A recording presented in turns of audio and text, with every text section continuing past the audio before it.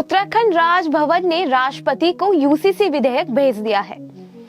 अब सवाल ये है कि क्या लोकसभा चुनाव से पहले यूसीसी कानून अस्तित्व में आ पाएगा और क्या लोकसभा चुनाव से पहले सरकार का फैसला या यह करने का जो ये फैसला है उसका क्या संबंध है।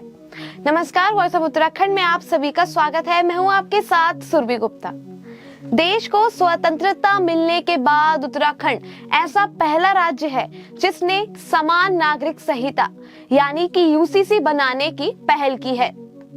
उत्तराखंड सीएम पुष्कर सिंह धामी सरकार ने समान नागरिक संहिता विधेयक पारित करने के लिए इसी माह 5 से 7 फरवरी तक विधानसभा का विस्तारित सत्र भी शुरू किया था। विधानसभा में गत 7 फरवरी को पारित होने के बाद इस विधेयक को राजभवन भेजा गया था।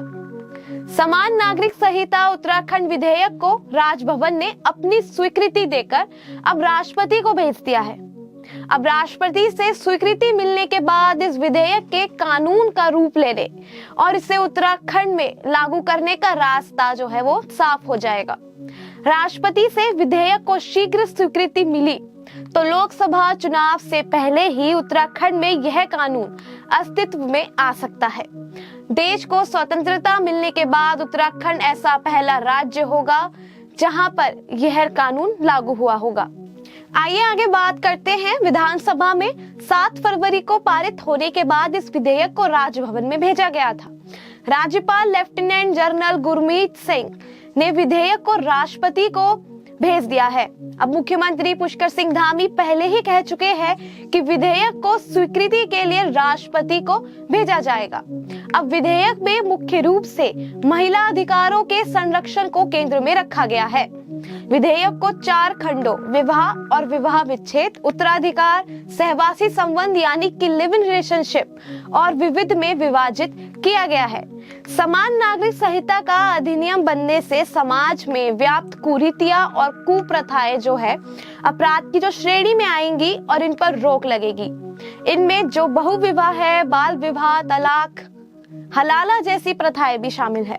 संहिता के लागू होने पर किसी की धार्मिक स्वतंत्रता पर कोई प्रभाव नहीं पड़ेगा।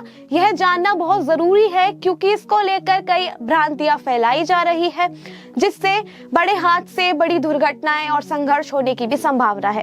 विधेयक में महिलाओं को संपत्ति में समान अधिकार के प्राविधान किए गए हैं। यह महिलाओं के लिए बहुत अच्छी खबर है।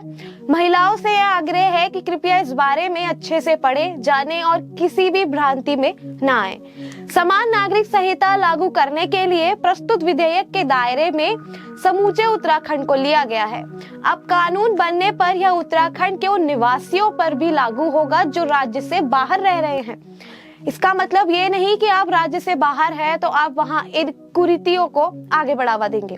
राज्य में कम से कम 1 वर्ष निवास करने वाले अथवा राज्य व केंद्र की योजनाओं का लाभ लेने वालों पर भी यह कानून लागू होगा, यानी कि इस कानून से कोई भी नहीं बच पाएगा।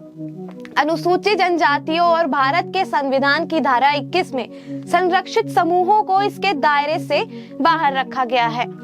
अब लोकसभा चुनाव से पहले इस धामी सरकार चाह रही है कि यह जल्द से जल्द पास होकर कानून बन जाए।